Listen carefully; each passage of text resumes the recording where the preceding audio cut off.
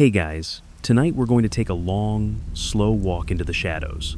Not the kind cast by trees, or even the ones that flicker when a candle burns too low.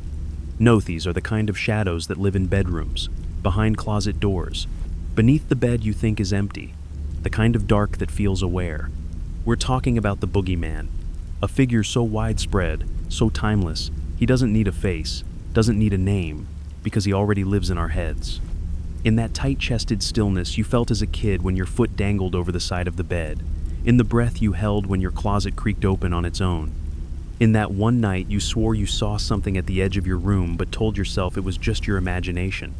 You probably wouldn't make it out of this one, not if you followed the sound, not if you asked the wrong questions.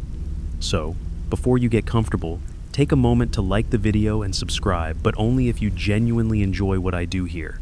Let me know in the comments where you're listening from and what time it is where you are. Now, dim the lights, maybe turn on a fan for that soft background hum, and let's ease into tonight's journey together. You were young when you first met him, too young to have words for fear. All you knew was that something was there, watching, waiting, not attacking, just present. Maybe you were 4, maybe 5. The nightlight was on, a soft yellow glow leaking across the carpet.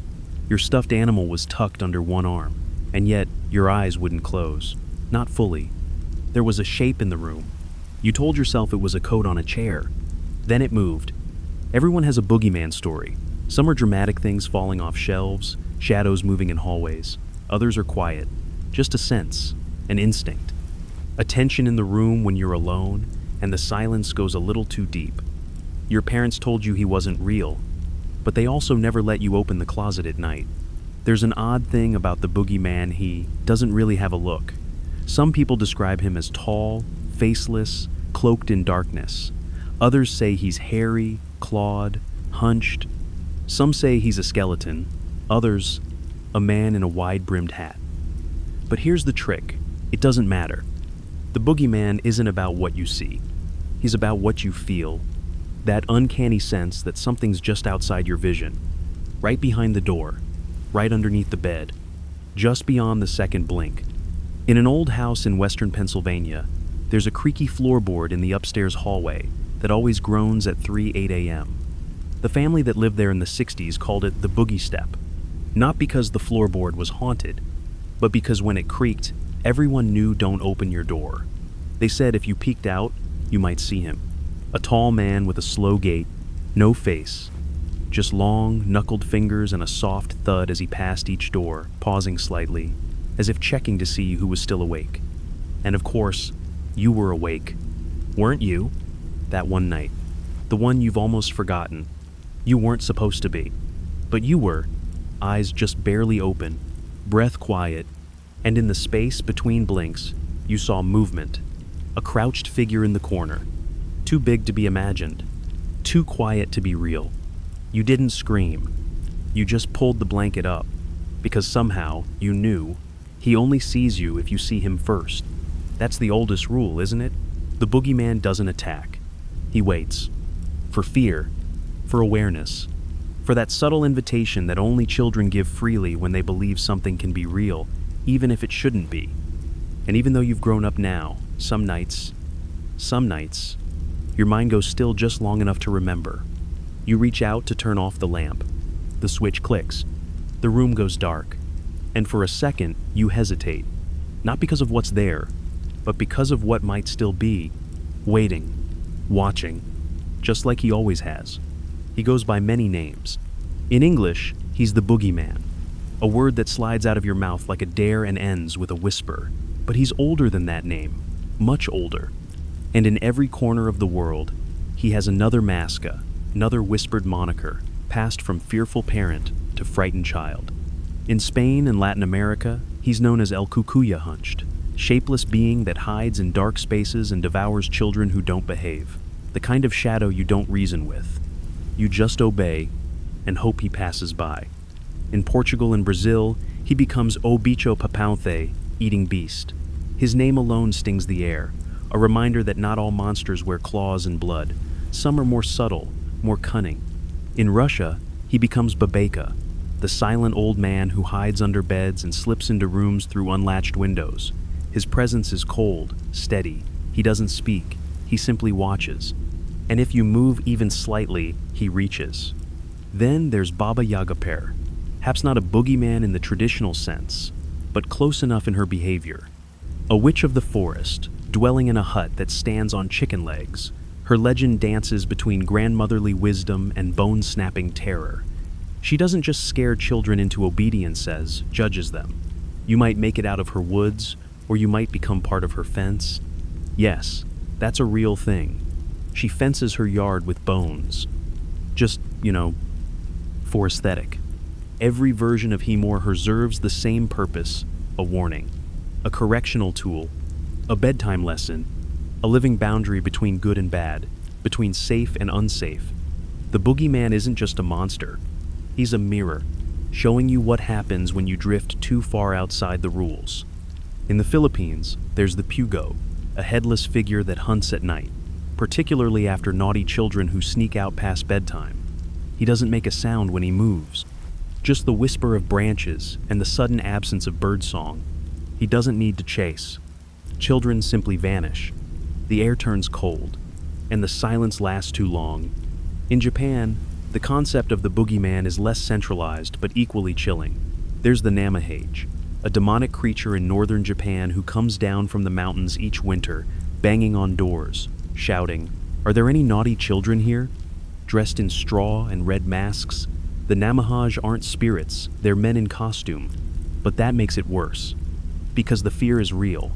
It's communal. It walks on 2 feet and knows your name. And here's the part that really settles into your bones. All these names, all these creatures, none of them look the same. They don't share a species or form. But they all do the same thing.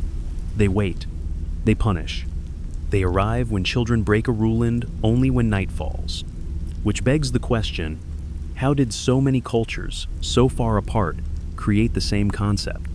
A creature that isn't seen until it's too late? Some scholars say it's because the boogeyman isn't a myth. He's a pattern, a shared instinct burned into humanity's collective mind, a reaction to the dangers of the dark, to the truth that children are vulnerable, and danger doesn't always knock. So we made a shape for it, gave it a name, taught our children to fear it before the real dangers ever had the chance to arrive. But deep down, even as a child, you knew the boogeyman wasn't just a bedtime threat. Not really. He wasn't there because you lied or skipped your vegetables. He was there because sometimes fear makes more sense than comfort. Because if there's a shadow in your room, if something moves when no one else is awake, wouldn't you rather believe it has a name, that it follows rules, that if you're good, it might leave you alone? That's the cruel brilliance of the boogeyman. He promises nothing, but implies everything. There was a time when stories weren't just for entertainment, they were instruction. And in those old, flickering days before nightlights, before baby monitors, before sleep apps and lullabies, the boogeyman was a tool. He didn't begin as a monster. He began as a lesson. Imagine this. It's the 1700s. There's no central heating, no phones, no streetlights spilling safety through your window. Night is night.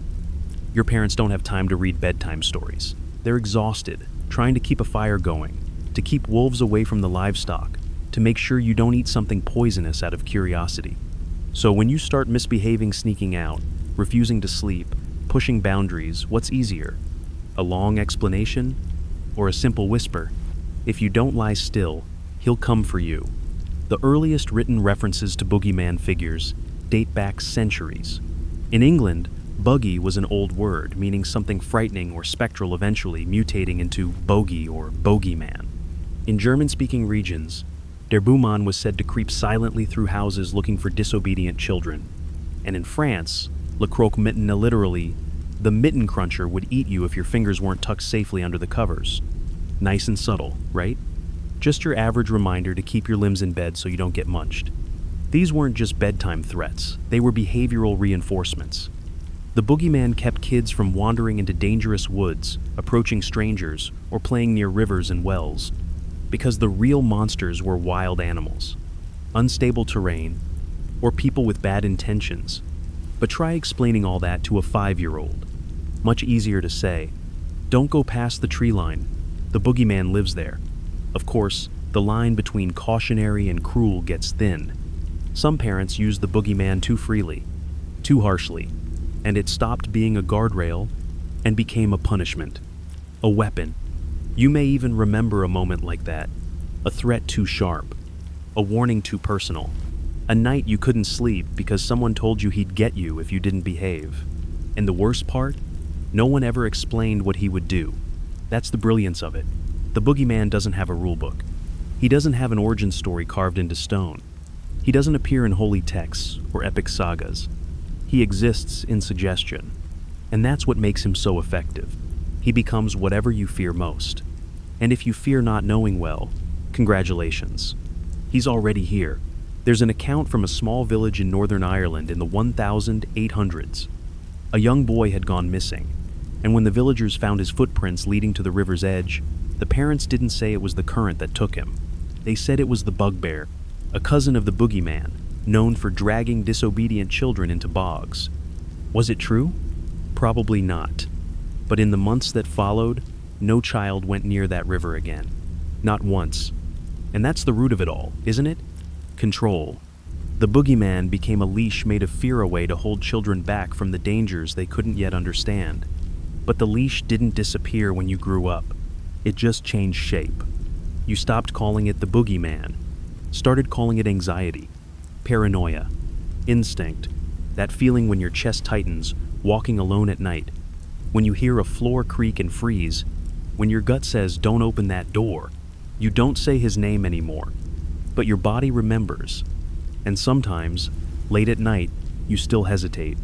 Not because you believe the boogeyman is real, but because, what if he is? It always starts with the dark. Not just the absence of light, but the presence of something else. Something heavier, like the air itself grows thicker, like shadows gain weight, like space stretches. The boogeyman never comes at noon. Never in the brightness of your kitchen or under fluorescent lights at school. He waits. Always. For darkness.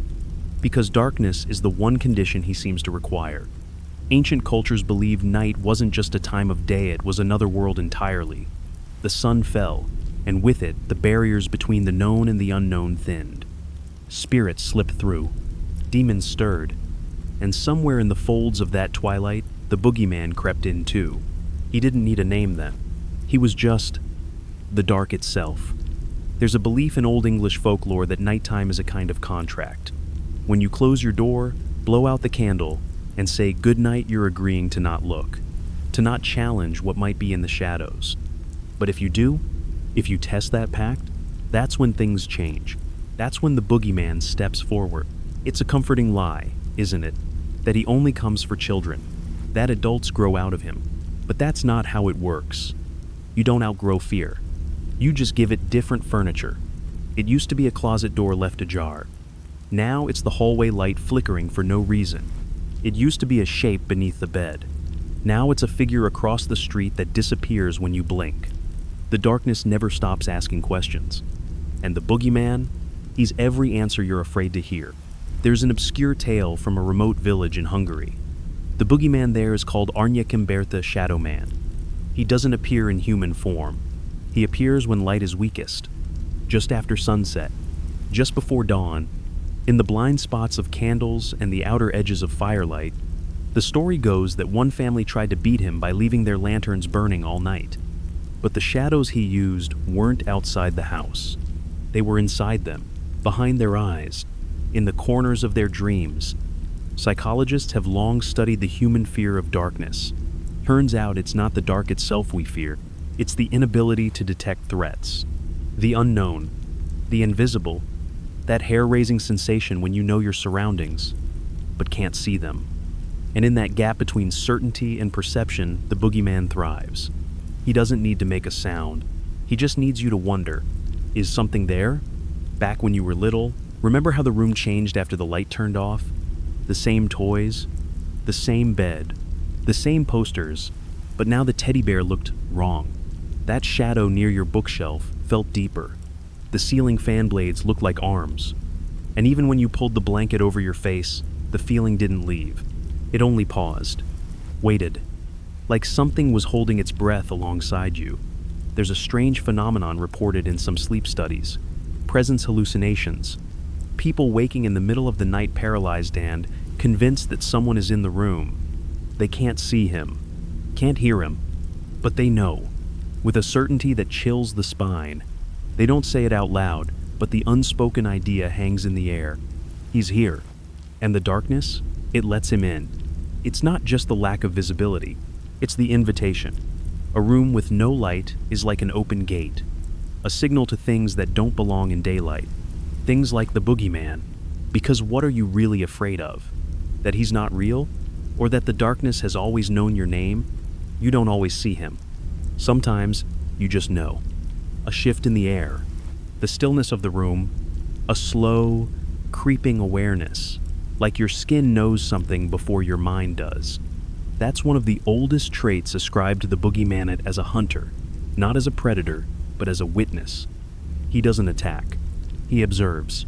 And when something crosses the line, when a rule is broken, or guilt seeps out through a whisper, then he moves. In Appalachian lore, there's an unsettling variation of the boogeyman called He Who Watches. No teeth, no claws, just two deep-set eyes, always open, always waiting. They say he doesn't show up because you're afraid he shows up when you should be, when you've done something you shouldn't have.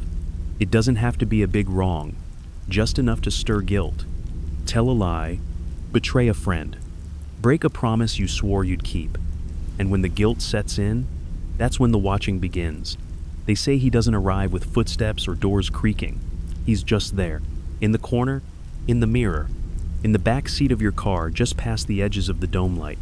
You blink and he's gone. But the guilt, that sticks around, and maybe that's the point. Maybe he doesn't punish. Maybe he just reminds.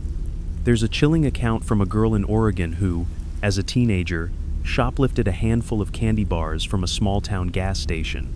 Nothing serious. Nothing worth remembering. Except she started seeing a man afterward. A tall figure in her dreams.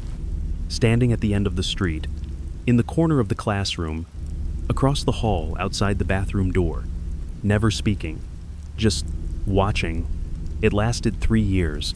Then stopped. The day she returned to that same store, now abandoned, and left the same candy bars wrapped pristine on the floor where the counter used to be. She never dreamed of him again. And maybe that's the cruel genius of this version. He doesn't chase you down. He lets your own conscience do the running. Lets you draw the map, mark the exits, keep looking over your shoulder. The boogeyman doesn't have to hunt. Because guilt, that's the leash. In some modern interpretations, the boogeyman doesn't even need a body. He's just a feeling, an energy, a presence that sharpens in the air like static electricity before a lightning strike. You ever walk into a room and feel like someone else is already in it? Even though you're alone? That's his version of a greeting. Not hello, but I see you. There's a lesser-known fable out of coastal Italy, one that never made it into books. Locals call him L'Occhio the Eye. He doesn't punish children. He punishes liars. White lies, big lies, lies told out of convenience or fear. They say once you tell 3 in a row, he finds you. Doesn't take you, doesn't mark you. He just sits across from your bed while you sleep. And the longer you lie, the closer he sits. Until the next time you wake up, he's right beside you. Still, silent, watching. You used to think the boogeyman came when you were scared. But what if fear isn't the invitation? What if guilt is? That strange tightness in your chest when you remember something you shouldn't have done. That moment before sleep, when your mind replays mistakes in grainy detail. That invisible audience you feel judging you, even when you're alone. What if that's not your conscience? What if it's him, still watching, still waiting, not for you to scream, but for you to confess? You've heard of locked doors, of bolted windows, but have you ever heard of chained closets? There's a town tucked away in the Colorado Rocky Small, quiet and very cold, where a curious tradition lingers in a handful of aging homes. No one really talks about it out loud anymore, but if you spend a night in one of those houses, you'll notice something strange. The closet door in the children's room is chained shut from the outside. Not locked, not nailed, chained. A heavy metal loop draped over the knob, bolted to the frame, clinking softly if the house creaks just right. And if you ask why, the answer is always the same. It's just how we've always done it. The older residents say it started back in the 1940s. A rash of strange incidents, children waking up screaming, parents finding claw marks not on the kids, but on the inside of the closet door. One family, the Hargreaves, swore they found a trail of dirt and tiny, bare footprints leading into their daughter's closet, and none leading back out. After that, the chains started appearing. Some folks said it was just superstition, a leftover fear from the war, stress, nerves.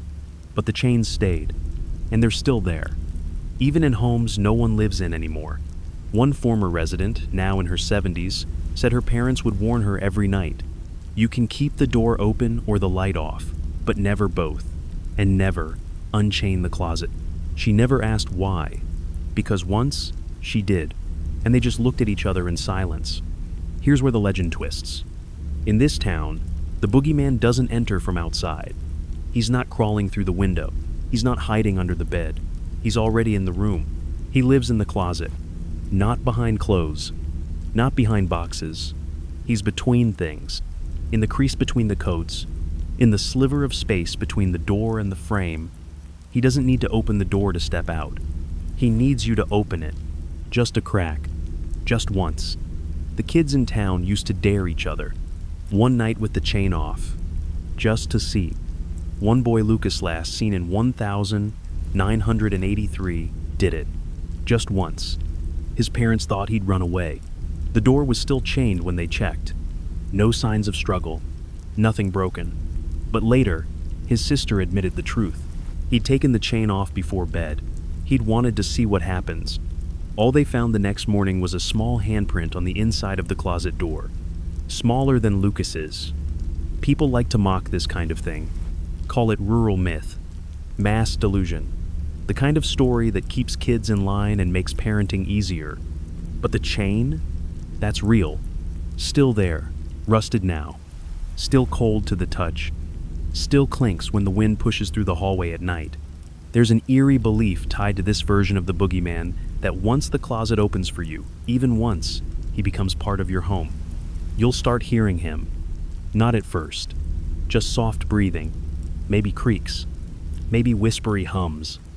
Things you can explain away until you can't. One mother said she swore she heard lullabies in the middle of the night, low and slow and slightly off key, not coming from a baby monitor, from the closet, and when she opened the door, nothing, but the room smelled like iron and dust, and all the clothes had been rearranged into one long winding line that led to the back wall. So here's your cozy little reminder for tonight. That closet in your room, you know, the one with the slightly off-kilter door, the one that doesn't quite shut unless you tug it twice? Yeah, just don't open it tonight, even if it creaks, even if it whispers, even if it says your name, especially if it says your name. It starts with a click, not loud, not sudden, just that quiet, deliberate noise that doesn't quite belong in the stillness of a room. Click, click. You're lying in bed, eyes barely open, blanket drawn to your chin. Everything's off: the TV, the phone, even the hallway nightlight. The house is hushed. And then, click, click, click. Not a clock, not the thermostat. It's coming from under the bed. In one German folktale whispered around border towns and alpine cottages, the boogeyman is known not by sight, but by sound. Specifically, a clicking noise, like someone flicking their fingernails together. The legend goes like this: if you hear it once, ignore it. Twice, you're unlucky. But the third time, that's when he's close enough to reach up and touch you. The clickman, as some call him, isn't a shape or a shadow. He's described more like a rhythm, a presence that announces itself with repeated, unsettling clicks, sometimes echoing like bone against bone, other times like metal gently tapping wood. One account from 1922 describes a little girl named Greta who kept hearing the clicking under her bed for weeks. Her parents dismissed it as imagination, squirrels in the attic, pipes. But Greta was convinced. She said it got louder when she told lies, when she broke things and didn't admit it, and that every time she did, the clicking would return that night closer. until one morning, Greta was gone. And under her bed, carved into the wood floor, 3 perfect circles, like finger holes. You've probably had your own clicking moment. That one night something tapped your bed frame, or maybe a plastic toy shifted across the floor without reason. Or you heard a light knocking on the underside of your mattress, faint but intentional. You brushed it off, because what else can you do? Admit that something might be there? Watching?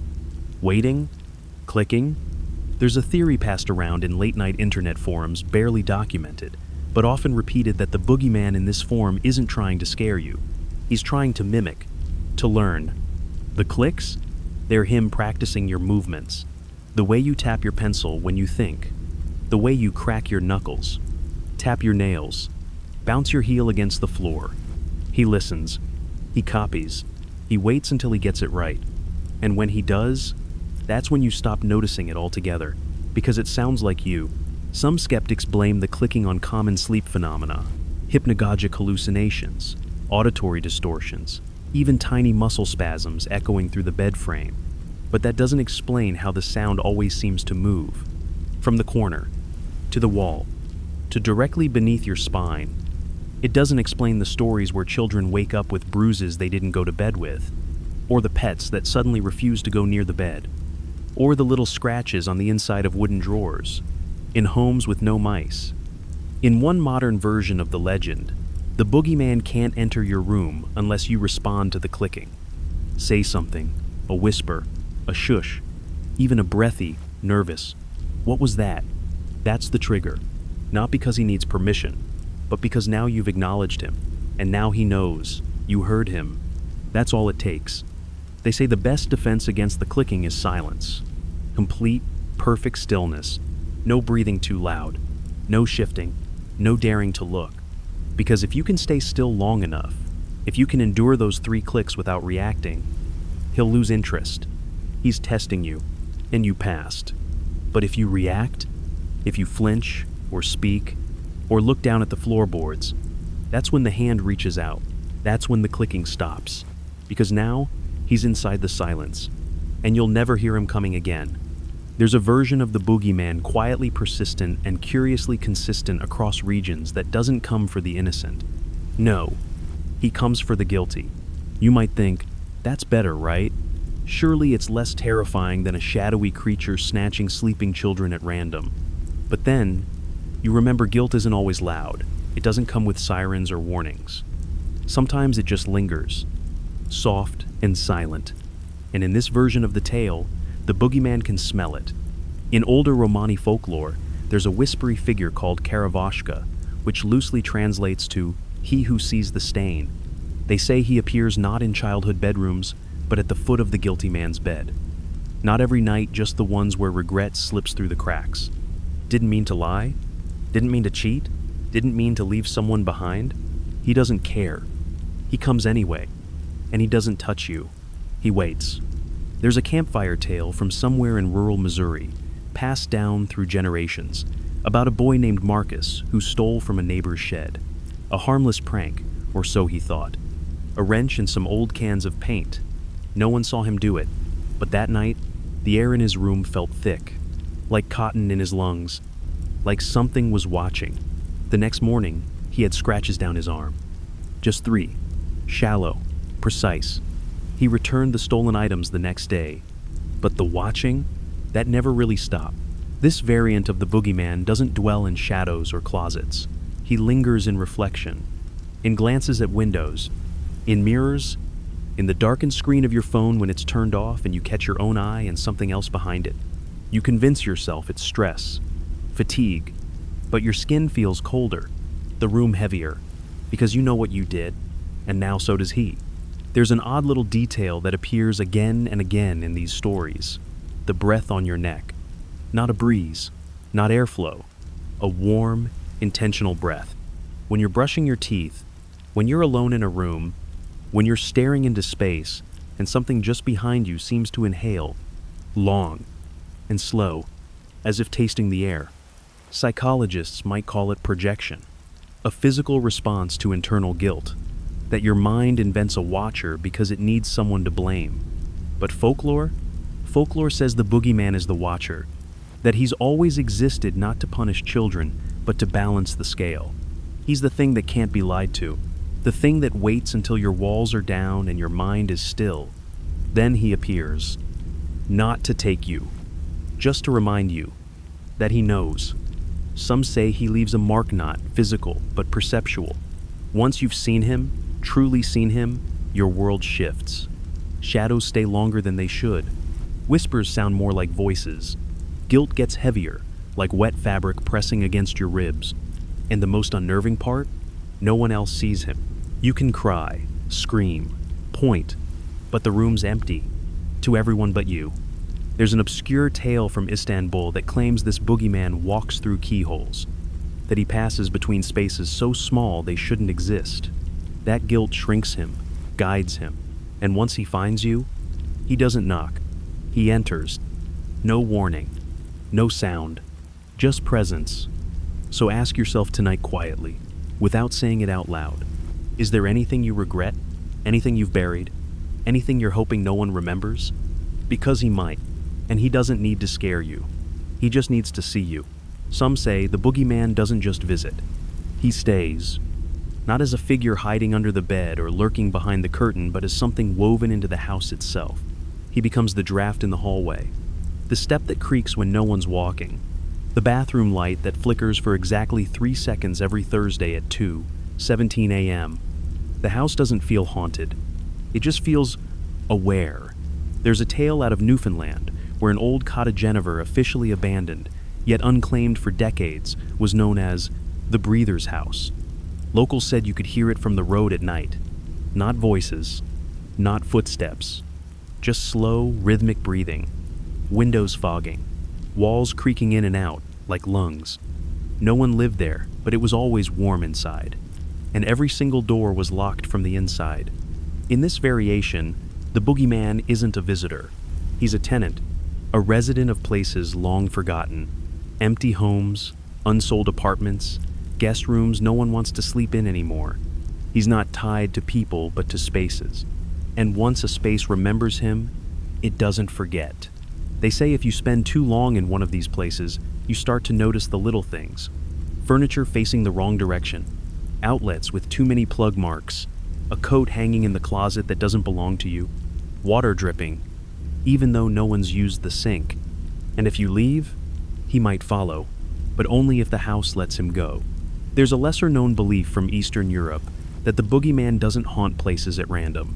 He picks thresholds, transitional spaces, doorways, attics, basements, crawl spaces, the parts of a home that sit between use and neglect. That's why so many stories start with, "I heard something in the attic," or "I opened a door I hadn't opened in years." You didn't summon him, you just woke him up. One chilling account from an anonymous blog tells the story of a woman who bought a fixer-upper farmhouse in Ohio. Seemed normal at first, but then she heard pacing upstairs when no one else was home. Mirrors began fogging over even when the water was cold, and her dog refused to enter the guest room. Instead, it would stand in the doorway, growling at nothing. She assumed it was just the quirks of an old house, until one night she found every door in the house wide open. Closets, pantry, front and back doors, cabinets, even the microwave. All open, all at once.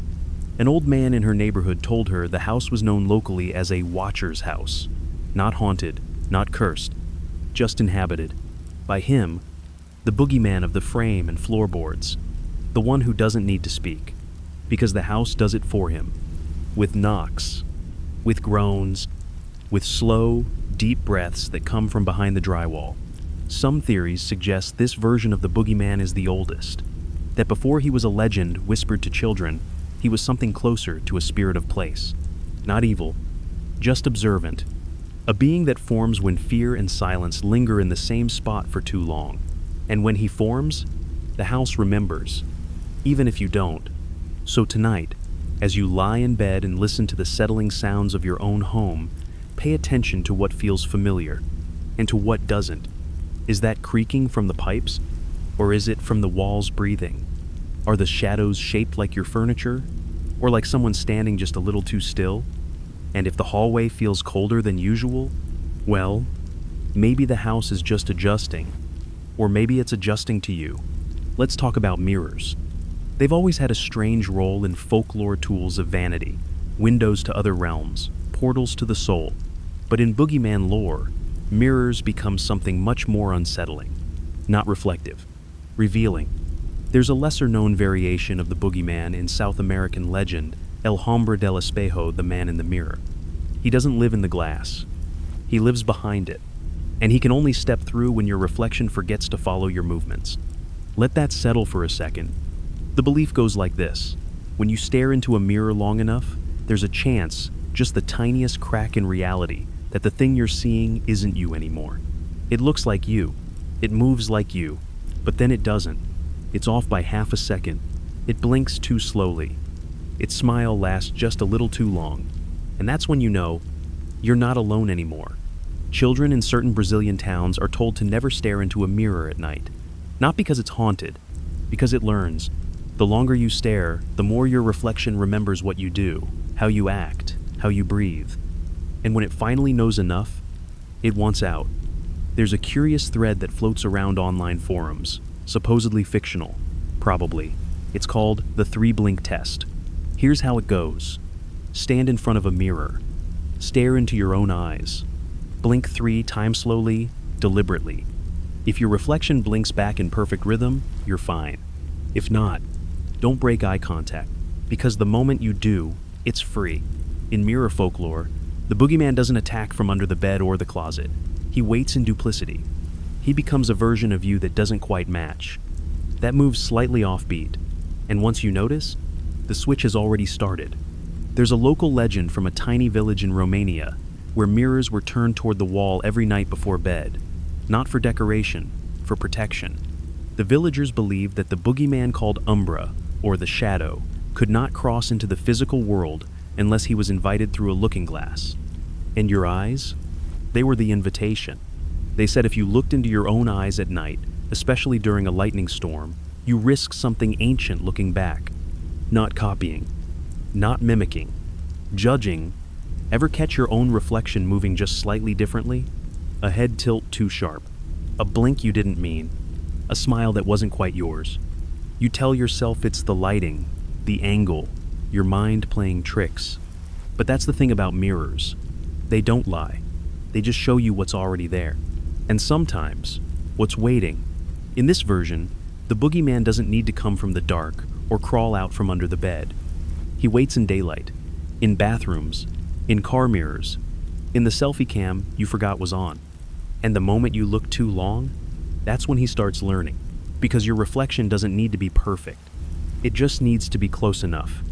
So tonight, when you brush your teeth or glance at that hallway mirror on your way to bed, ask yourself, was that really your reflection? Did it move when you did? Or did it hesitate just for a moment? Just long enough to notice that you noticed? And if it did, keep the lights on tonight. Not because it'll keep him away, but because the dark makes it harder to see who's really staring back. You'd think the Boogeyman prefers silence, that his presence is signaled by the absence of noise. But in some places, it's not the silence that warns you. It's the rhyming. In small pockets of northern England, there's an odd little rhyme still whispered by older generations, passed down like a nursery song, but always with a nervous chuckle. If he knocks once, ignore the sound.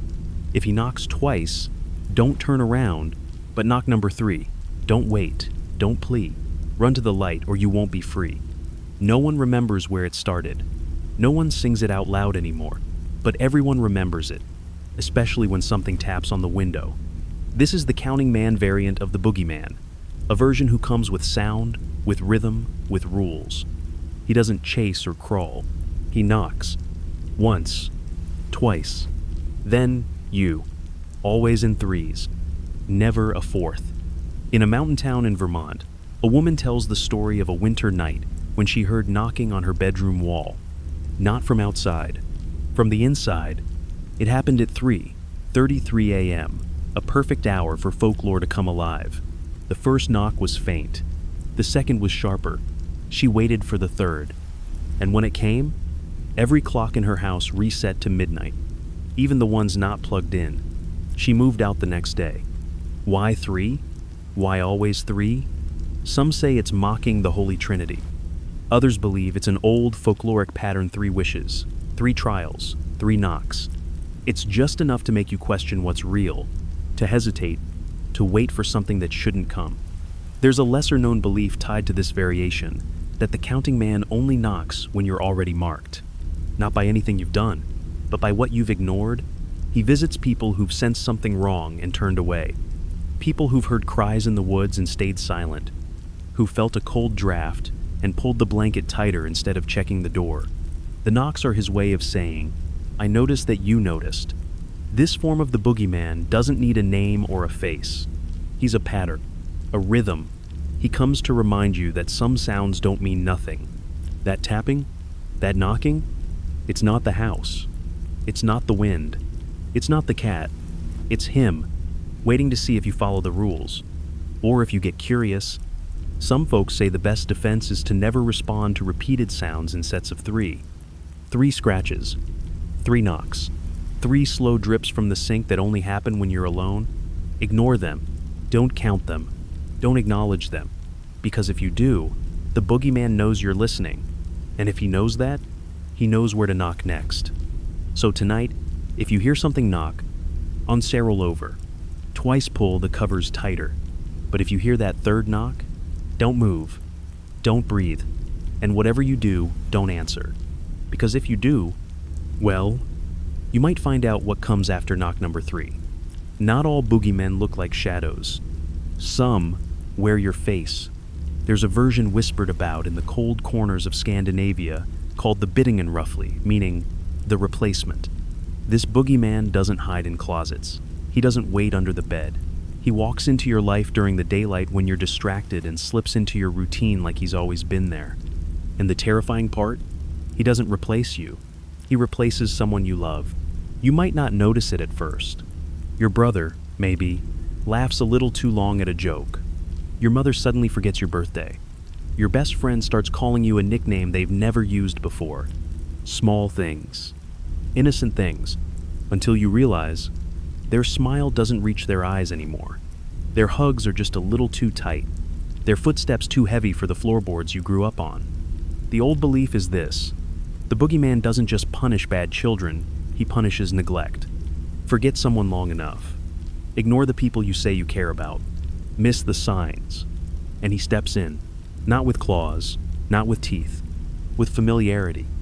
There's a chilling tale from Denmark of a boy named Elias, age 10, ordinary in every way. One day, he came home from school and noticed his father was making tea. His father didn't drink tea, ever, but he didn't say anything. That night, his father tucked him in, kissed him on the forehead, and whispered, "Tell no one I'm not him." The next morning, everything was back to normal. His real father never remembered the tea. This form of the boogeyman thrives in the in-between, the fog between memory and doubt, the space where love and routine overlap. He doesn't come to scare. He comes to belong. Until one day, you realize you haven't heard your sister's favorite song in weeks. Your roommate stopped humming in the kitchen. Your spouse's laugh has a sharp edge it didn't used to have. They say the longer you wait to notice, the harder it is to get them back. Because the boogeyman settles in. He starts using your favorite phrases, starts wearing their clothes a little more comfortably, starts looking at you like he's known you forever. Because, in a way, he has. There's a theory that this version of the boogeyman is a kind of parasite not in body, but in presence. He doesn't need to possess. He needs to be welcomed. The moment you say, "It's probably nothing," the moment you let the weird behavior slide, the moment you tell yourself, "They're just tired," that's the door opening. And once he's through, there may not be a way to shut it again. Folklorists suggest this legend may have grown out of the fear of dementia, of loved ones changing, slipping. But it's deeper than that. It's the fear that you didn't notice fast enough, that you were too distracted, too numb, too trusting. And now something is sitting across from you at dinner, asking how your day was, smiling just a little too wide, waiting for you to notice. So tonight, before bed, when you say goodnight to someone you love, take a moment. Really look at them. Listen to their voice. Watch the way they blink. Feel the rhythm of their breath as they lie beside you. And if anything feels just slightly off, don't panic.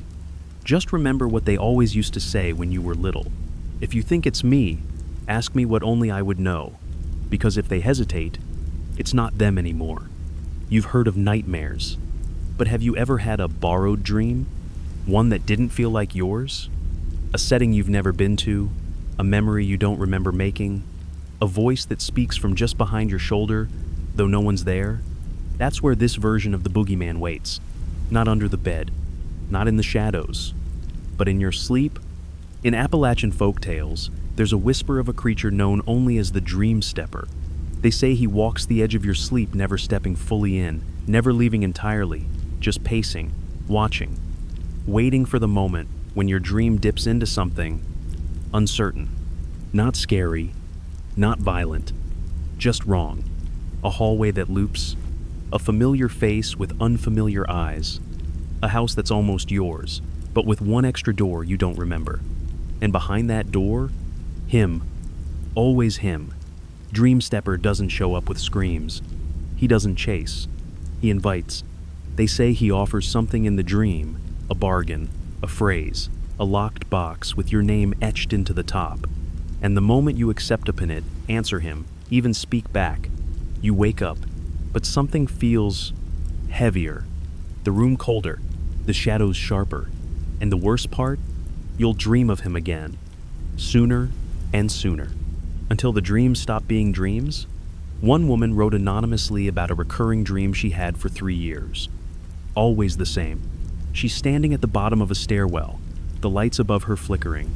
The floor is soaked, the wallpaper peeling, and at the top of the stairs is a door, slightly ajar, with someone whispering her name from the other side. Every night, she climbs one step closer. She never makes it to the top, but every morning, she wakes up with damp socks. There's a belief, especially in Eastern European folklore, that the boogeyman who comes in dreams isn't trying to scare you. He's trying to merge, to blur the line between sleep and waking, so that when you see him next, not in a dream, but in your living room, you'll accept it. Your mind will shrug and say, well, that's familiar, and that's the trap. You've probably had a dream like that, one where someone calls your name, one where a door opens without you touching it, one where a figure stands in the distance, too far to recognize, but somehow you know it's looking at you. You woke up, didn't you? Felt uneasy all day? Maybe checked behind the shower curtain? That's not paranoia. That's your mind remembering something it was never meant to hold. In some Navajo stories, there's a being called Si'i Nadenhoe, the one who rests in thought. They say if you dream of him once, you forget. If you dream of him twice, you remember. And if you dream of him a third time, he remembers you. People claim that those who cross into the boogeyman's dream realm start to notice echoes in the waking world. A child's lullaby playing in an empty room. That same strange door appearing in different dreams. The sound of breathing, soft and patient, just before falling asleep. And if you try to stay awake too long, he waits. He doesn't need to rush, because even the most terrified minds eventually close their eyes. So tonight, as sleep starts to pull you down, ask yourself, is this your dream? Or has someone else already made themselves at home in it? And if you see a hallway, or a box with your name on it, or hear your name whispered from behind a door, don't open it. Not yet. Not ever. There's an old saying in parts of Louisiana, the boogeyman doesn't come when the storm hits. He comes when it's quiet again. And if you've ever sat through a hurricane, a blackout, or one of those thick, late summer nights when the air goes still and nothing makes a sound, not the wind, not the bugs, not even your own breath, you know the feeling they're talking about. It's not peace. It's pause. A breath before something steps in. This version of the boogeyman is tied to the stillness. Locals in Bayou country call him Papa Silence, Father Silence. He doesn't knock. He doesn't whisper. He waits. You don't hear him. You notice him. The stories go like this. A storm knocks out the power. People gather candles, huddle close, tell stories. It's all comforting, even kind of cozy. But then the rain stops, and no one moves. Because suddenly, the air feels wrong. Too dry, too thick, too watched. One family tells of a night where the air was so still they could hear the sound of their own eyes blinking, and in that silence, a knock inside the walls. Just one. No echo, no follow-up. Then the power came back, and one of them was gone. Folklorists say this version of the boogeyman isn't a figure at all. He's a shift, an energy, a turning of the dial that makes your body react before your brain understands. That moment when the hair on your arms rises, and you're not sure why. That jolt of dread when you realize the fridge stopped humming and nothing replaced the sound. That's him. You don't see him. You don't run from him. You remember him after. There's a case from a small town in Arkansas, 1978. A girl named Danielle was home alone during a power outage. She lit candles, sat at the kitchen table, wrote in her diary. When her parents returned, she was gone. The candles were still lit. The front door was locked. But on the last page of her journal was a single line. He came when it got too quiet. Scientists have a term, the threshold of auditory perception. It's the lowest point of noise a person can detect. But in these tales, the boogeyman lives below that threshold. Not inaudible, just beneath it. And when all other sounds fade, he rises. Not in volume, in presence. Some people claim they've experienced him during meditation. That deep, trance-like stillness when the body relaxes and the mind clears. Then something stirs. A sensation of someone sitting across from you, knees to knees, breathing, but not quite. And if you open your eyes too quickly, you catch the silhouette, just barely. Long limbs, folded hands, a head tilted slightly like he's curious. There's an unsettling little ritual passed around on message boards.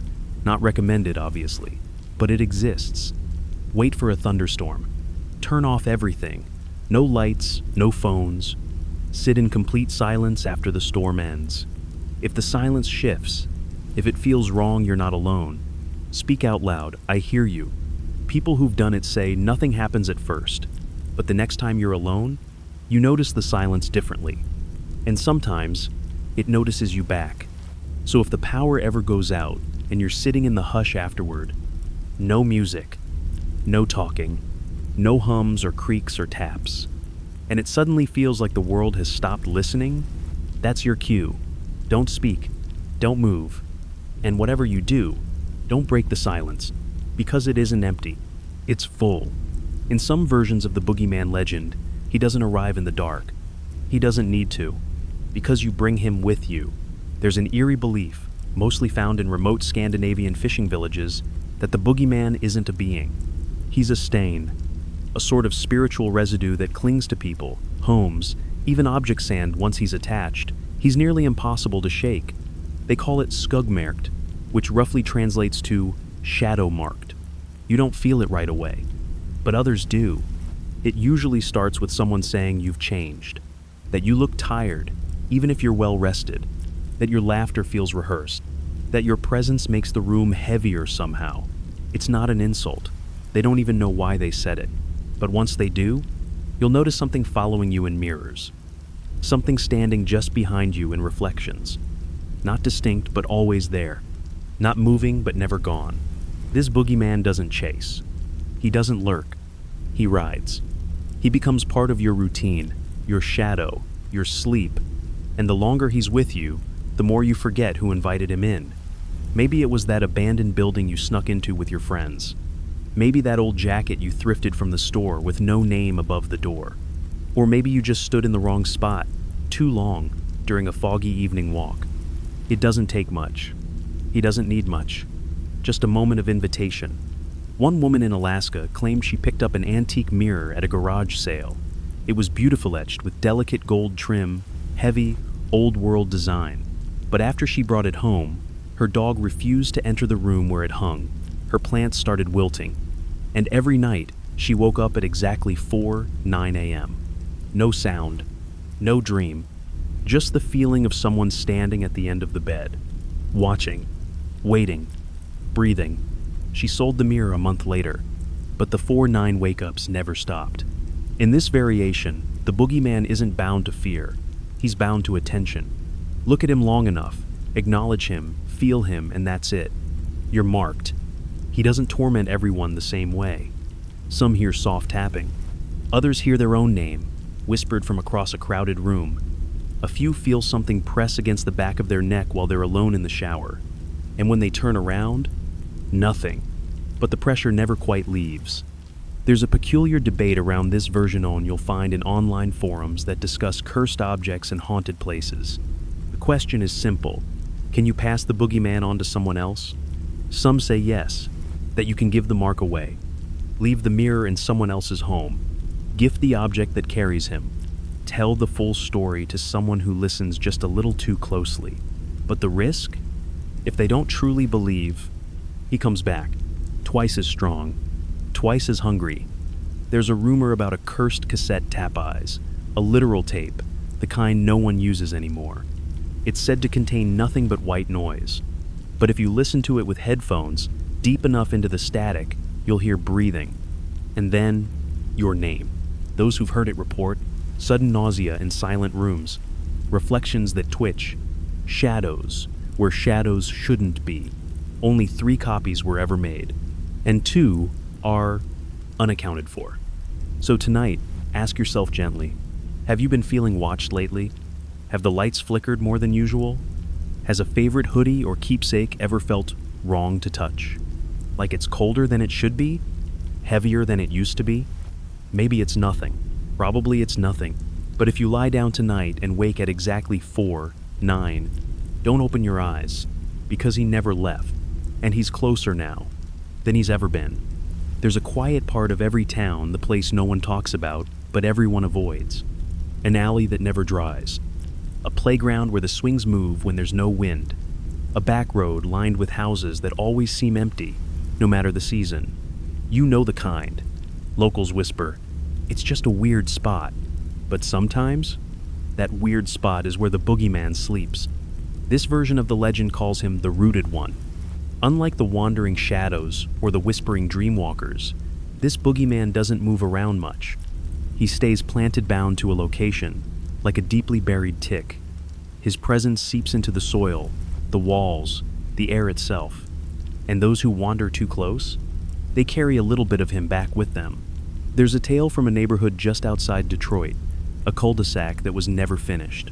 Only one house built, surrounded by cracked foundation slabs and rusted-out construction equipment. Kids would dare each other to step inside. No one stayed longer than a few minutes. Not because they were scared of what they saw, but because the silence felt like it watched them. One boy returned home and said his shoes still smelled like wet cement days later, even after scrubbing. And every time he closed his eyes, he could still hear a nail being slowly, methodically driven into wood. Over, and over, and over. In this variant, the boogeyman doesn't come to you, you come to him, usually by accident.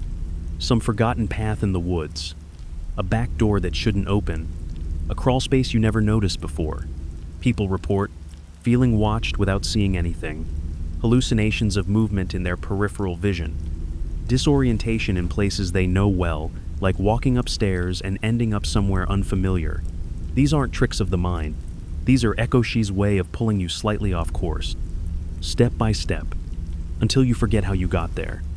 There's a strange little urban legend out of Portland about a shipping container left behind near an abandoned rail line. No logos, no ID number. Every once in a while, the door would be found cracked open. Inside, nothing but darkness and cold, stale air.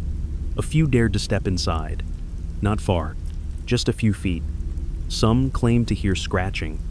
Others swore they felt something brush their ankle just once. But they never stayed long. And later that night, every one of them reported the same dream. A staircase leading down. A voice at the bottom whispering, "You already said yes." And the growing certainty that something was following them back up. The rooted one isn't patient. He isn't clever. He's inevitable. If you return to the same place enough times, especially the ones that make your skin prickle for no reason, he notices. You're not trespassing. You're inviting. And one day, when you cross the threshold without thinking, when your foot lands in just the right spot, answers. Not with a jump scare, with a shift. A place that used to be outside now feels like it's inside you. And from that point on, you belong to him. There's even an odd belief in certain parts of Ireland that if you accidentally find yourself in a rooted one's space, the only way to avoid being claimed is to turn your shirt inside out. It confuses him, breaks the thread of recognition. But if you don't, he remembers you, not just your face, your smell, your heartbeat, your rhythm, and he waits for you to return, because you will, eventually. So think back. Is there a place that's always felt heavier? A part of town you avoid without knowing why? A house you passed once and never again? If so, good. Keep avoiding it, because if you ever go back and the air feels too still and the silence feels like it's pressing on your skin, don't linger, don't explore, and above all, don't go inside, because he's waiting, and you've been walking toward him your whole life. Let's talk about names. Most legends have one, a title, a label to keep the fear contained. But the boogeyman, he has many, and in some cultures, he has yours. There's a chilling belief scattered through Balkan folklore that the boogeyman doesn't chase you until he knows your name. Not the name on your ID, not the one you give to friends. Your true name, the one hidden underneath all the others. They say everyone has one, a kind of spiritual signature you're born with but never speak. And if something whispers it aloud, you can feel it, right behind your ears, under your ribs, low in your spine, a name-shaped shiver. This version of the boogeyman is called Imenica Nametaker. He doesn't arrive with footsteps or tapping. He arrives in dreams, in echoes, in overheard conversations. He listens. He collects. He waits for you to leave something behind, a scrap of handwriting, a voicemail, a muttered thought in an empty room. Then he learns. And once he has enough, he speaks your true name back to you. And the moment you hear it, you know, you're his. There's a whispered tale from northern Croatia of a girl who began hearing her own voice calling out from her attic. Always at night, always in a playful tone. Come on, let's play, I'm still awake. She lived alone. No pets. No siblings. One night, she finally opened the attic door. Nothing. But on the wooden beams, written in chalk, her full name, followed by 3 words. I know more. It said that once the boogeyman knows your name, he can slip into the places only you occupy. The second, just before sleep, when your mind drifts. The moment before a sneeze, when the world pauses. The silence in a long shower, when you forget where you are. That's when you hear it again. Soft, amused, spoken like an old friend. Your name, but not from your lips. Some say that forgetting your name can protect you. There's an old Slavic tradition where children are given multiple names throughout their life zone for public use, one for family, and one whispered only once at birth. That last name, never spoken again. Because if the boogeyman doesn't know what to call you, he can't reach you. He can scratch, he can wait, he can knock, but he can't bind. You may have heard stories of children talking to imaginary friends, nothing unusual. But sometimes, they use names they were never taught. Ancient names, old names, names that adults don't recognize but instinctively dislike. And sometimes, if you press the child on where they learned it, they'll pause, point to the closet, and say, "He told me that's your name." There's a creeping theory that the reason you sometimes feel uneasy when someone mispronounces your name isn't annoyance, it's protection. Because it's wrong, and wrong is safe. Wrong keeps the boogeyman guessing. But every time your full name is written down, spoken clearly, tagged online, etched into digital space, you shine just a little brighter in the dark. And the ones who collect names, they see you. So if you ever hear your name whispered when no one's around, if the wind seems to curve the syllables just right, if your voicemail picks up static shape like speech, don't answer, don't acknowledge, don't speak your own name in return.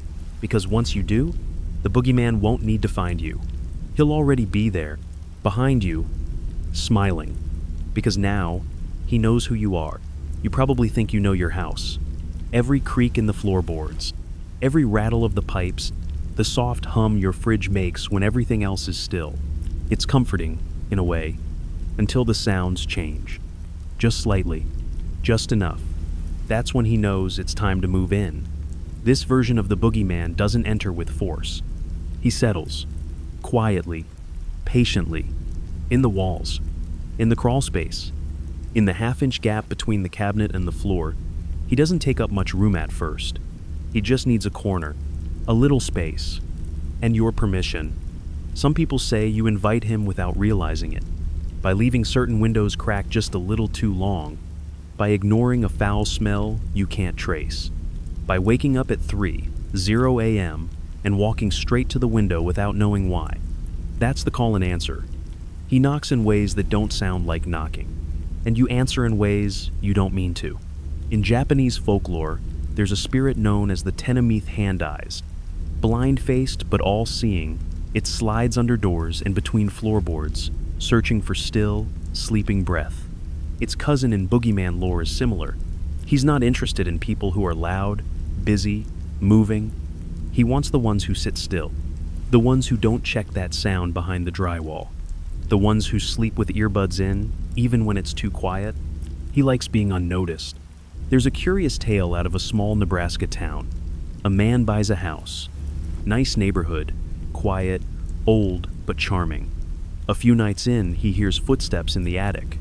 Not fast, not threatening, just pacing, back and forth, back and forth. But every time he checks, there's nothing.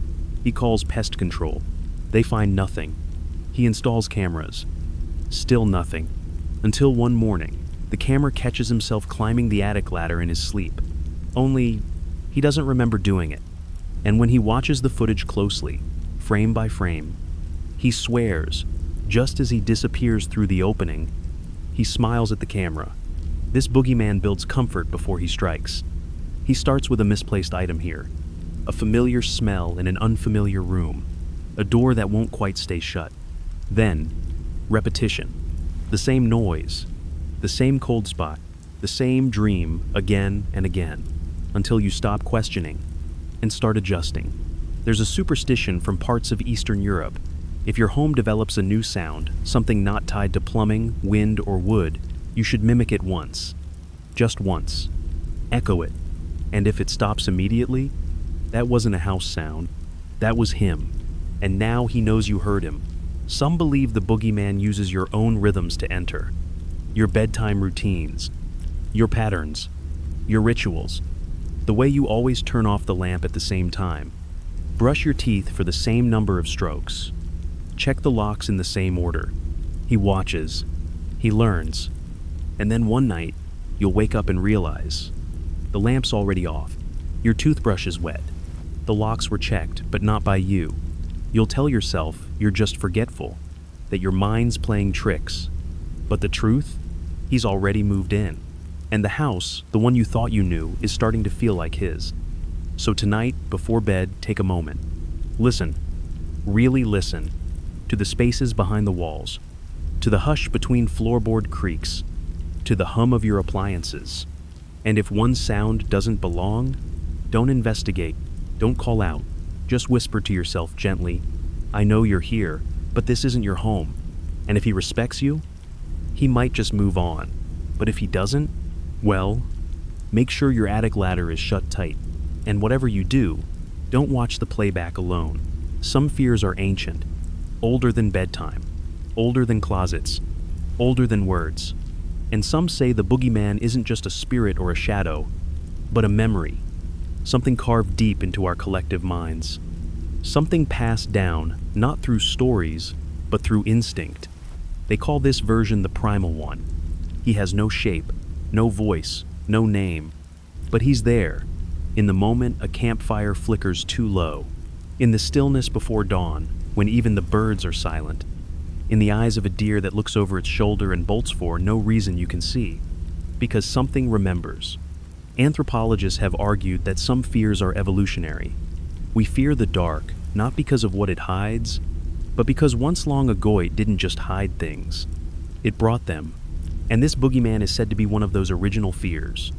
A watcher of early man, a hunter of silence, a predator of stillness. Some say he lived in the tree line, just beyond the edge of firelight. Not a myth, not a monster, just something waiting. Tribes in Papua New Guinea speak of a figure called Anu Batute, man who waits. He doesn't chase, doesn't speak. He simply watches. And if you stare back long enough, you forget why you were ever afraid of him, until you realize you've stepped off the path, and the trees are too thick, and the stars no longer shine above you, and now he's everywhere. This primal one doesn't need stories. He is the story. The reason you glance over your shoulder in the woods, the reason caves feel heavy, the reason some people wake from dreams of running breathless, heart pounding, and can't remember why. He's not coming. He's already there. Some believe that this boogeyman gets passed down through bloodlines, that those born with heightened instincts, the ones who jump at creaks, who never sit with their backs to windows, who always sense when something's afferent paranoid, they're descendants of survivors, people whose ancestors saw him and ran. There's a strange ritual performed by an isolated community in the Faroe Islands. Once a year, when the sun sets for the longest stretch, families light a single candle and place it by their front doors. Then they say nothing. No music, no conversation, just stillness. It's not a celebration. It's an acknowledgement, a way of saying, we remember you, we still see the shadows. And if the candle stays lit all night, they believe the boogeyman moved on. But if it's snuffed out, they don't speak of it. Not ever. This version of the legend suggests that the boogeyman doesn't choose targets randomly. He returns to those who have forgotten him, those who ignore that primal part of themselves, the part that knows when a room isn't safe, when a person isn't quite right, when a silence isn't empty, it's waiting. Maybe that's why you felt uneasy walking home last week. Not because you were in danger, but because your body, your ancient memory, recognized something. A rhythm in the night, a temperature shift, a familiar absence. And the boogeyman, he felt your recognition. And now, he remembers you. So tonight, as you drift into sleep, trust that flicker of discomfort, that feeling that the dark corner of the room holds more than furniture, that sudden chill, that urge to pull the blanket over your head. You're not being silly. You're remembering. And the boogeyman, he always respects the ones who remember, because those are the ones who survive. There's a version of the boogeyman that doesn't hide. He performs, and his stage is your reflection. They call him the mocking man. He lives in mirrors, but not in the way you might think. He doesn't appear as a shadow behind you, or a face peering over your shoulder. No, he wears your face. Perfectly. Almost. It starts small. A glance in the mirror, where your smile lingers a second too long. An expression you didn't mean to make. A blink that feels mistimed. Just barely. But once you notice, you can't stop.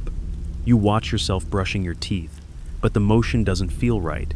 You check your outfit, and your head tilts in the reflection before your real head moves. You lean closer, and your reflection doesn't lean quite as far. You brush it off. You have to. Because if you accept that the person in the mirror isn't entirely you, you've already opened the door. Stories of the mocking man date back centuries. In Italy, he's called Specchio Nero, the Black Mirror. In rural Turkey, Ayna Adama, the Mirror Man. In each tale, he appears when someone looks too long into a reflection, not for vanity, not for self-love, but for certainty. They stare, waiting to recognize themselves, and what stares back starts making decisions of its own.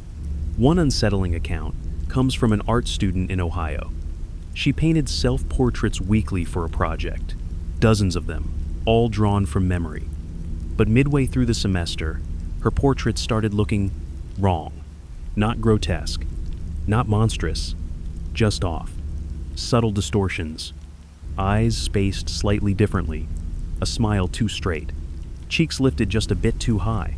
When asked why she changed her style, she said, "I didn't. That's what I see now."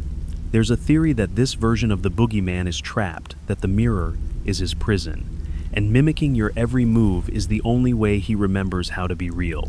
So when you pause, when you stare for too long, he sees opportunity, a glitch, a gap in the rhythm, a chance to slip through. And the moment you flinch, he knows you've seen him, and that gives him permission. Children are often warned not to talk to themselves in mirrors after midnight. They're told it invites things. Most ignore the rule, but those who don't, they learn how to test it. One girl in Bulgaria left her mirror uncovered every night for a year, despite the local tradition of veiling reflective surfaces after dark. Eventually, her parents found her standing in front of it at 2:37 a.m., whispering. She wouldn't say what she was whispering to, only that it knew her favorite lullaby and sang it back. There's a strange phenomenon known as the stranger illusion. If you stare at your reflection in dim lighting for long enough, your face begins to warp, shift, distort. Science calls it a trick of perception, but some believe that's the mocking man practicing, testing how far he can push before you notice. And if you lean in, curious, he leans in too, smiling, so proud, so eager. There's an old rhyme, found scribbled in chalk on the walls of an abandoned orphanage in Liverpool. If mirror you must, then mirror you may, but blink not once past end of day. For when your twin begins to grin, that's when your letting in begins. So tonight, if you pass by a mirror in the dark, don't look too long. Don't study your expression. Don't examine the shadows around your eyes. Don't try to catch yourself blinking, because if the version looking back blinks first, that's not your reflection. That's the boogeyman, and he's been waiting. Let's talk about forgotten places. Not abandoned buildings, not haunted houses, but places you knew well once. The classroom you haven't seen since childhood, the basement of your grandmother's old house, that one hallway in your first apartment with the odd flickering light. They're still out there. And sometimes, he is too. This version of the boogeyman is called the returner. He doesn't follow you home. He waits in the places you leave behind. And when you finally go back on a whim, out of nostalgia, by accident he's ready. Not to jump out, not to chase, but to remind you of what you've forgotten.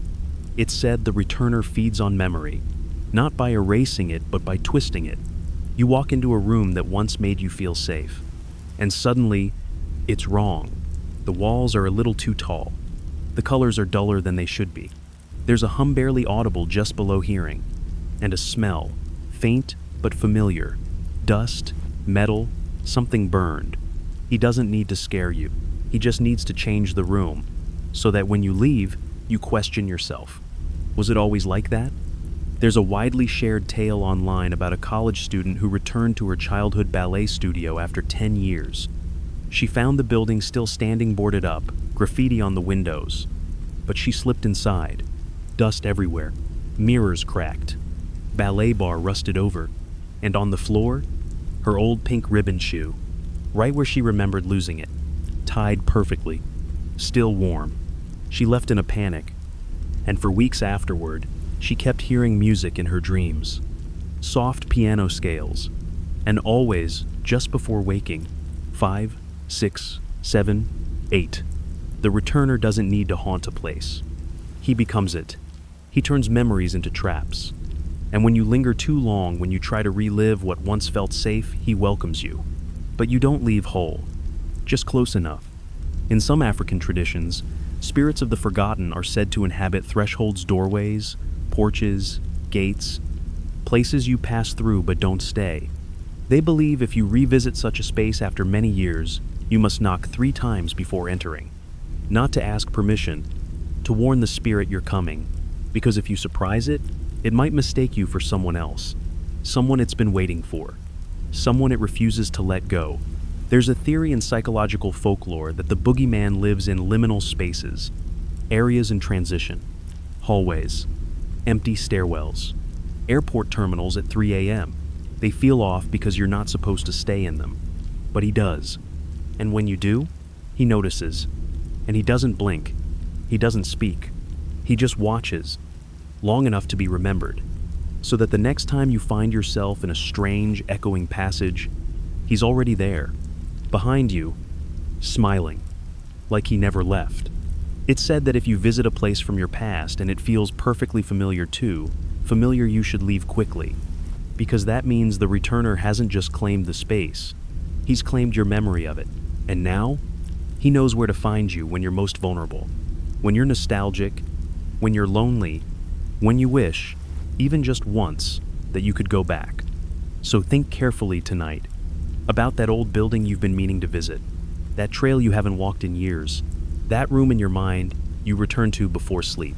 Because one day, you might go back, and the door will still open, the lights will still hum, and your name will be whispered from the far end of the hall by someone who's been practicing it for years. Some say the boogeyman doesn't come for the wicked. He comes for the ignored, the ones left behind, the quiet ones, the overlooked. Because loneliness, they say, is its own kind of invitation. This version is called The Forgotten Friend, and his story always starts the same way. With someone who feels invisible, he doesn't appear in shadows or mirrors. He shows up as a voice, soft, gentle, familiar, sometimes in a dream, sometimes as a thought that doesn't feel like your own, sometimes as a companion when you're absolutely, completely alone, and he says something you've been longing to hear. I see you. People who've encountered this version of the boogeyman don't report terror, at least not at first. They talk about comfort, a sudden warmth, the presence of something kind. He listens. He agrees with you. He understands. And if you feel sad, he's the reason the lights flicker just when you need a distraction. The reason your phone buzzes, even if there's no message. The reason you suddenly remember an old song that always made you smile. He wants you to feel noticed, so that when you finally need him, you'll call. In Appalachian folklore, there's a tale of the hollow guest, a shadow that sits beside you when you cry alone in your room. It doesn't speak, but it hums. And the longer you let it stay, the more familiar the hum becomes, until you start humming back. And then, he hums your name. It's said that the forgotten friend thrives on routine. He becomes part of your solitude, the extra plate you almost set out at dinner, the seat you never use but never move, the empty side of the bed that always stays cool. He fills those spaces and waits. One particularly eerie account comes from a woman in Vancouver.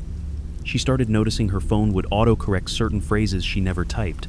Things like, "Don't forget me," "Still here," "Tell me more." Eventually, she stopped reading the corrections. Until one night, she typed, "I'm tired," and her phone instantly changed it to, "Then rest, I'll stay awake." She turned it off for a week. But every night, she dreamed of someone whispering beside her. Not malicious, not frightening, just present. Too present. Psychologists might call this an externalization of loneliness. Folklorists call it an emotional parasite, because once he fills that space, he doesn't leave. Not when friends return, not when laughter comes back, not even when you tell yourself you're okay again. He stays, because you needed him once, and that was enough. Some cultures say you can trick the forgotten friend into leaving by setting a place for him at the table. Leave it overnight. Light a candle. The next morning, if the flame is gone and the plate is cold, he's taken the offering. He may go. But if the candle still burns, he's still waiting for something more.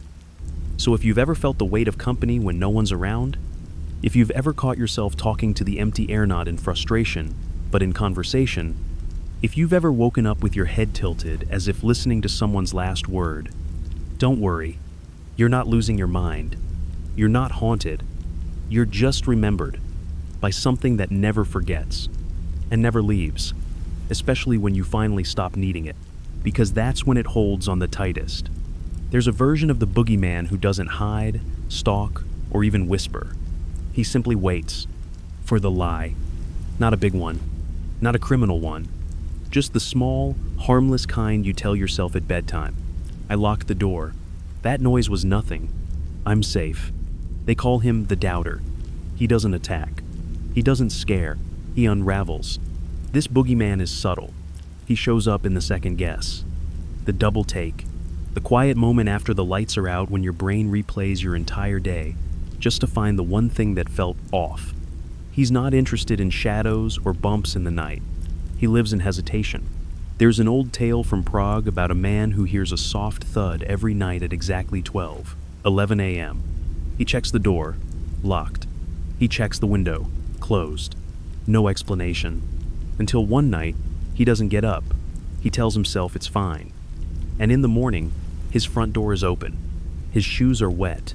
And in the living room, a trail of soot that leads to the couch, where nothing is sitting, but the cushion is sunken, as if someone just stood up. The doubter is a master of erosion. He takes your certainty. He frays it, minute by minute, day by day.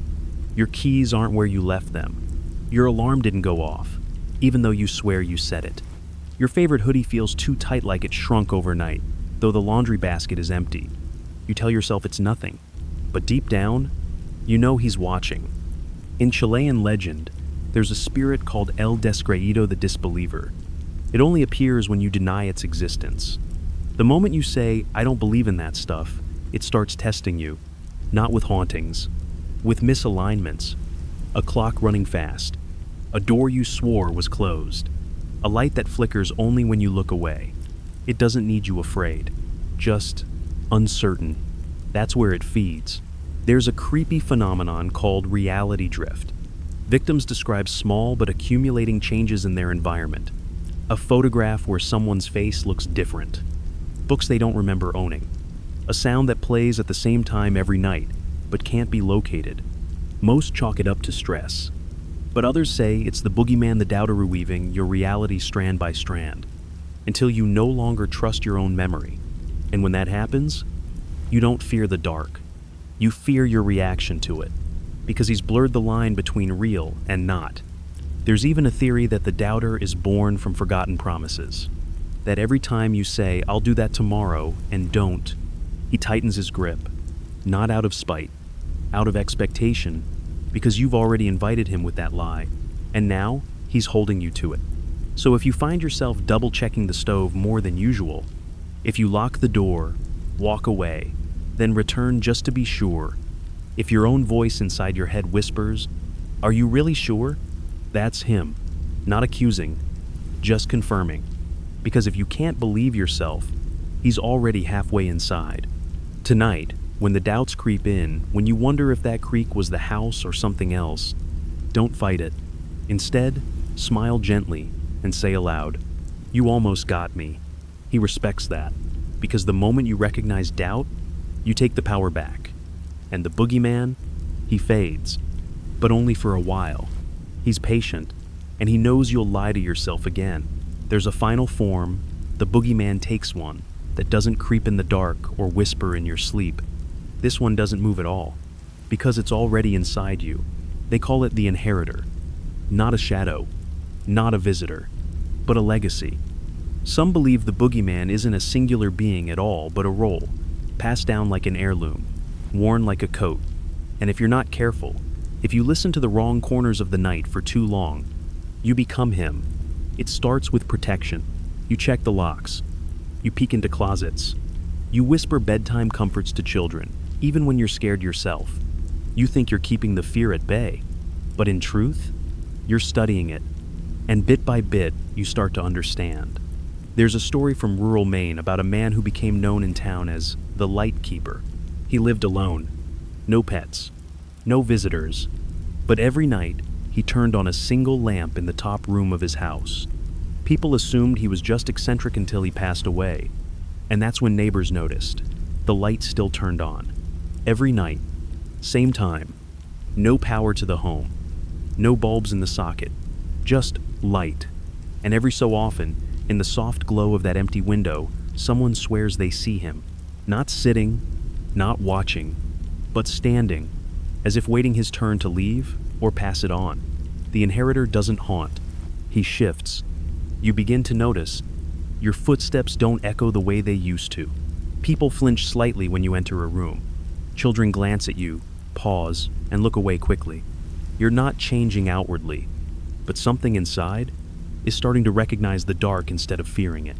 And the dark is recognizing you back. Some cultures have stories of watchman figures tasked with keeping nightmares at bay. At first, they do it to help, to guard. But slowly, the nightmares cling to them, not out of cruelty, out of comfort, because the longer you watch the darkness, the more it starts to watch you. And one day, it forgets where you end and it begins. There's a theory in occult folklore that fear is like a frequency, and the more time you spend attuned to it, the more your own energy starts to match it. You stop responding like prey and start thinking like the predator, but not in a violent way, in a watchful way, detached, patient, silent, just like he was. In some Appalachian traditions, when a child stops crying at night too suddenly, parents will say, "He's watching for the next one now." Not because the boogeyman left, but because the fear passed on to someone else. Someone who'd been listening, holding their breath, keeping the dark company. And now, they've become what they feared. So what does that mean for you? Have you spent too many nights listening? Too many moments staring at corners, waiting for shapes to move? Have you whispered comfort to others, even when your own voice trembled? If so, he might have chosen you, not to haunt, to replace.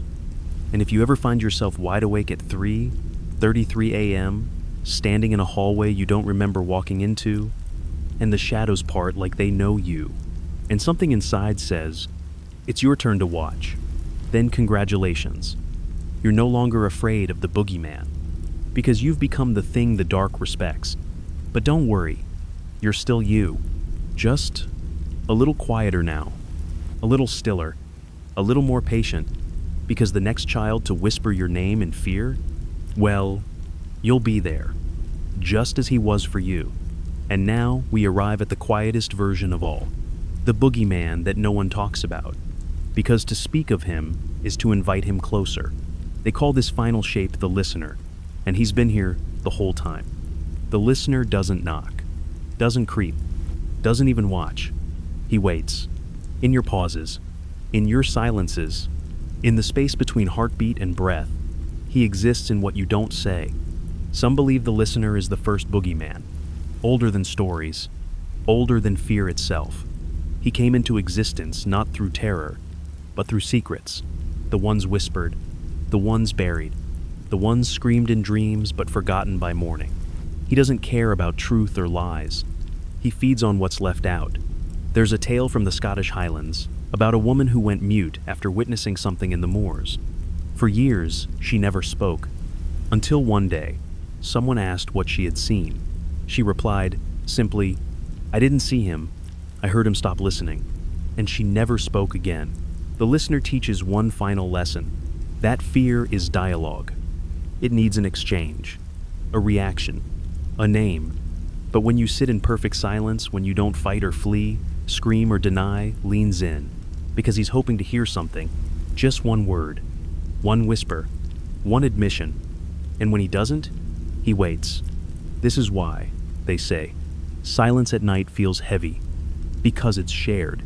And if the silence stretches too long, you start to feel it, that someone else is waiting too.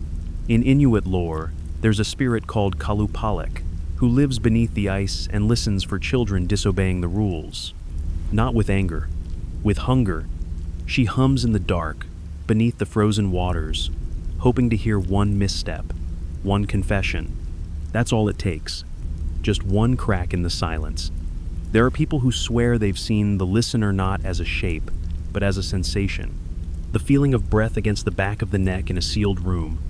The knowledge that someone is holding their breath when you are, and exhaling, just a beat behind, as if echoing your rhythm, not to mimic, to learn. The most unsettling stories don't involve attacks. They end with this: "I was alone, I said something out loud, and then I heard it again, quieter, slower, like someone was repeating me from the other side of the wall." So what do? What happens when you realize the listener is already in the room with you when the silence feels shared? Here's what some traditions recommend. Don't speak. Don't run. Don't break the silence with your fear. Instead, ask him a question. Out loud, softly, any question.